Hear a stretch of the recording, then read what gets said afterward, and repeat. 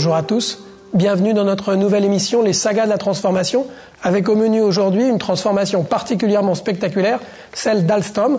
Et nous en parlerons tout à l'heure avec vous, Georges Labbé. Vous êtes directeur associé chez Capgemini Consulting et vous nous donnerez les clés de cette transformation réussie.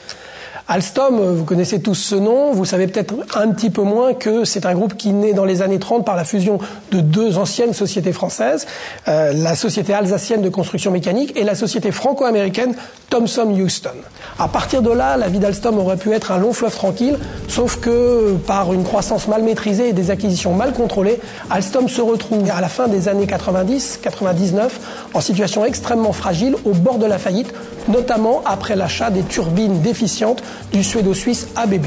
Un homme est à ce moment-là nommé pour essayer de redresser l'entreprise et même la sauver. Cet homme, c'est Patrick Cron. Il va avoir le talent de renforcer l'entreprise sur ces deux points clés, les transports, et ce sera Alstom Transport, spécialiste du TGV, et l'énergie avec Alstom Power, parfaitement placé à l'heure où on parle de respect de l'environnement. Alstom va même s'offrir le luxe d'un record du monde de vitesse avec le TGV assez récemment, dont vous avez entendu parler.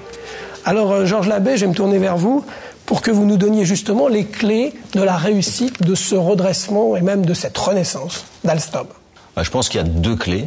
La première, c'est d'abord cette énergie vitale, cette énergie de survie qu'il a fallu insuffler dans l'ensemble de l'entreprise Alstom de l'époque, c'est-à-dire aussi bien les managers, mais que tous les salariés, afin de pouvoir survivre et de ne pas laisser mourir cette entreprise qui est Alstom, qui a un passé industriel formidable.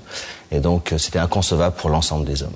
Alors, vous nous avez mis en appétit la deuxième clé de la transformation d'Alstom, outre cette énergie vitale, c'est quoi ? La deuxième, elle est assez commune d'ailleurs pour certaines entreprises, mais Alstom l'a poussée jusqu'au bout. C'est le retour aux fondamentaux, aux basiques du management industriel. Ce que les Anglais appellent le back to basics. Back to basics, exactement. C'est-à-dire, c'est la maîtrise de la technologie. Et le cas d'ABB, justement, et de cette turbine GT24-26, eh bien, il a fallu redécouvrir ce que c'était que bien concevoir, bien finir, la qualité de la conception. Et ça, c'est essentiel. Et le deuxième point, c'était la qualité dans la production, pour pouvoir donner confiance aux clients sur des cycles de vie qui sont très longs pour les produits d'Alstom. Si on parle de 30 ans, 50 ans, ça veut dire qu'il faut que la production industrielle soit parfaite. Et ça, ils ont réussi à le faire avec un certain nombre de plans d'amélioration qu'ils ont conduits jusqu'au bout et qui poursuivent encore aujourd'hui. Donc, Georges, pour se résumer, énergie vitale, énergie managériale et retour aux fondamentaux, les deux clés de la transformation réussie d'Alstom. Merci beaucoup pour ces explications. Merci.